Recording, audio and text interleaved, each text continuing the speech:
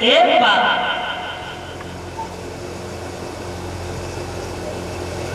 भगवान शंकर जो थे गिरजा ने नहीं माना, तो भगवान शंकर गिरजा को कथा सुनाने लगे हैं। जब कथा सुनाने लगे हैं तो वहीं कैलाश पर्वत पर एक गुफा देखी है। उस गुफा में जब अट्ठास मार के चिल्लाए, जब कोई जीव जंतु भी नहीं बचा है, तो उसी गुफा में बैठ जाते हैं कैलाश पर्वत पर। भगवान शंकर अमर कथा पार्वती जी को सुनाने लगे हैं। और जब अमर कथा सुनाने लगे हैं तो उसी गुफा में एक तोती का अंडा रखा हुआ था, उस पर कोई प्रभाव नहीं पड़ा। और जब उस पर कोई प्रभाव नहीं पड़ा है, जब कथा शुरू ही है, तो वो अंडा फूट करके उससे बच्चा निकला है। और जब बच्चा निकला है, अमर कथा होने लगी है, तो अमर कथा इधर पार्वती जी भी सुन रही है और इधर वो तोती का बच्चा भी सुन रहा है। लेकिन आधी कथा हो पाई तब तक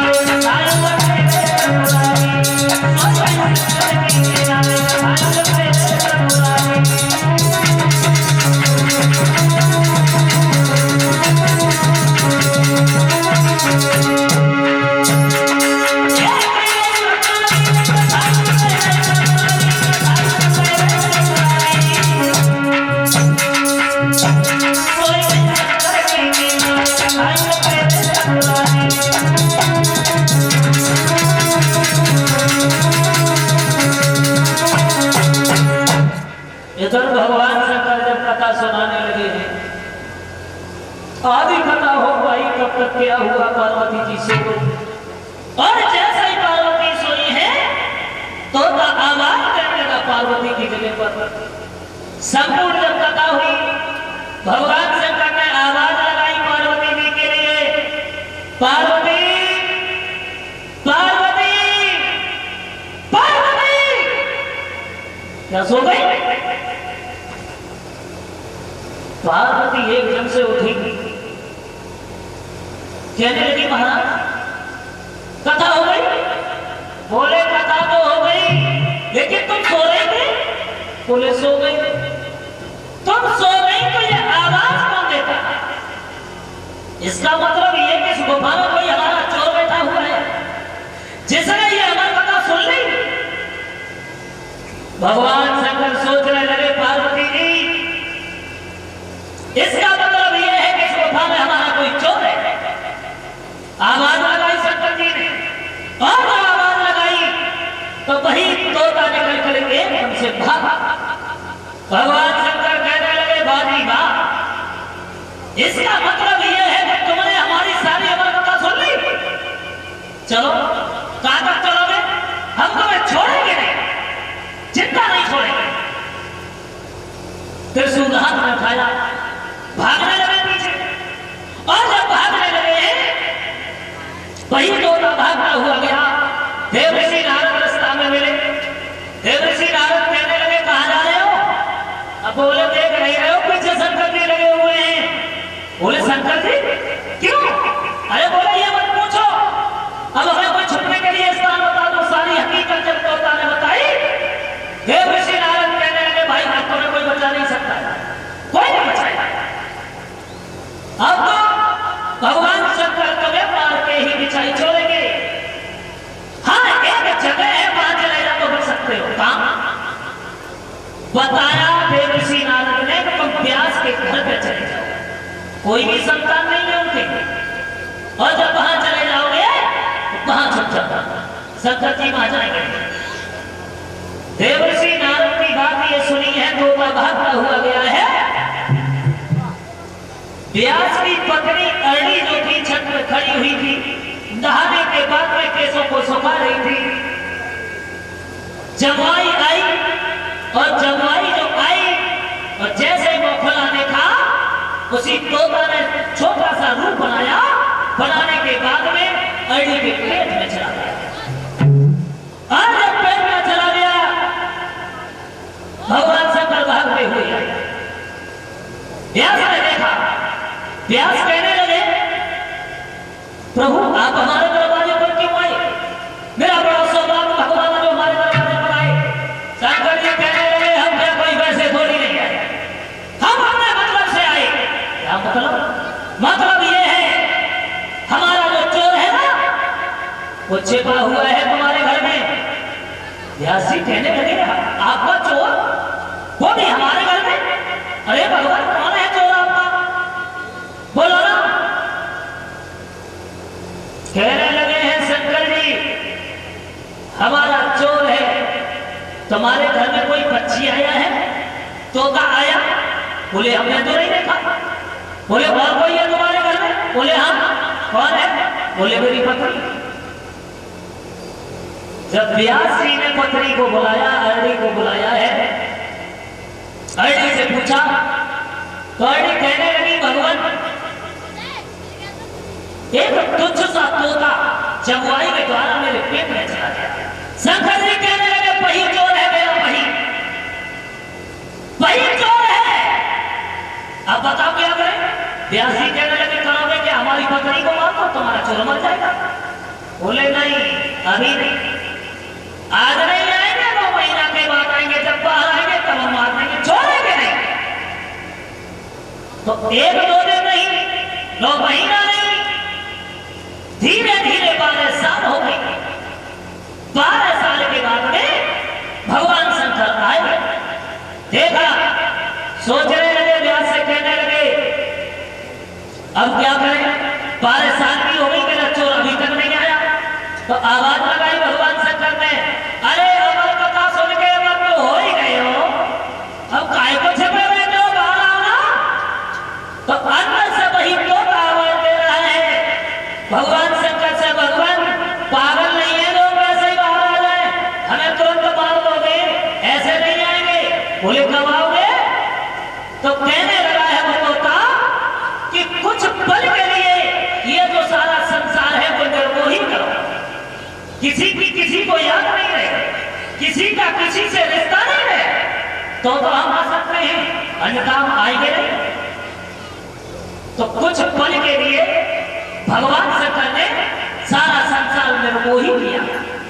तब 12 साल के बाद में जन्म भयो सुखदेव को तोता, जन्म लयो सुखदेव ने बेतान लगे अंगन, चले बनी को भारते और लगे व्यास जी संग। जब वही तोता बालक के रूप में आया और जैसे ही चला वैसे ही व्यास जी संग लगने लगे। सुखदेव जी खड़े हो गए, कहने लगे भाई क्यों आ रहे हो? हम आपके पुत्र नहीं है, क्योंकि ये सारा संसार कुछ पल के लिए वही है ना, कोई किसी का नहीं। पीछे लौट जाता, व्यास जी पीछे लौट जाते हैं। वही सुखदेव जी चले हैं, सबसे पहले इन्होंने भगवान की तपस्या की, भगवान का भजन किया। और जब भगवान का भजन किया है सुखदेव जी ने, तो इधर देखा है देवताओं में राजा इंद्र ने कि सुखदेव ऐसे भजन करते रहे तो हमारा इंद्रासन चला जाएगा, हमारी ये गद्दी चली जाएगी, फिर हम देवताओं पर राज्य नहीं कर पाएंगे। तो उन्होंने रंभा नाम की अप्सरा को देखा, तो चलिए रंभा श्रृंगार सजाने के बाद में जहां सुखदेव जी एक कुटिया में भगवान का भजन कर रहे थे, वही रंभा पहुंच जाती है। चली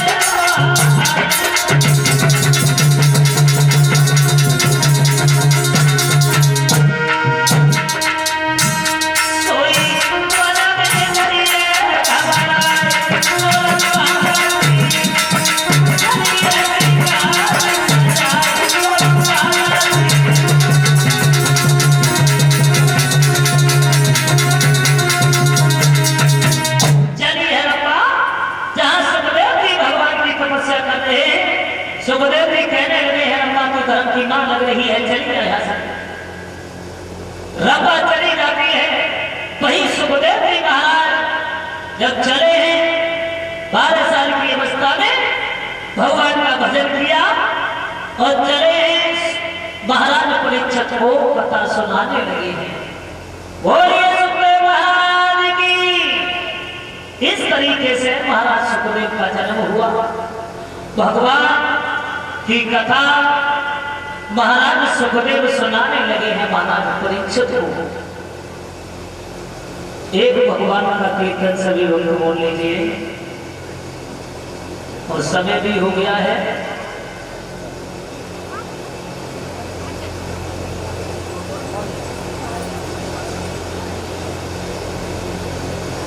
समय भी हो चुका है। एक भगवान का कीर्तन कराते हैं।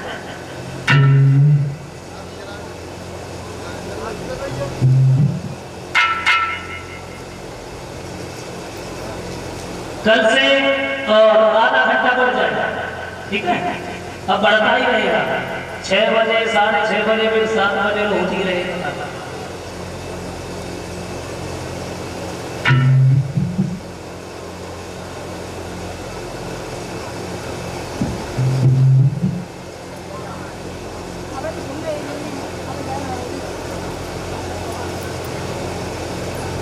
सभी वक्त तालियां बजा करके बोलेंगे।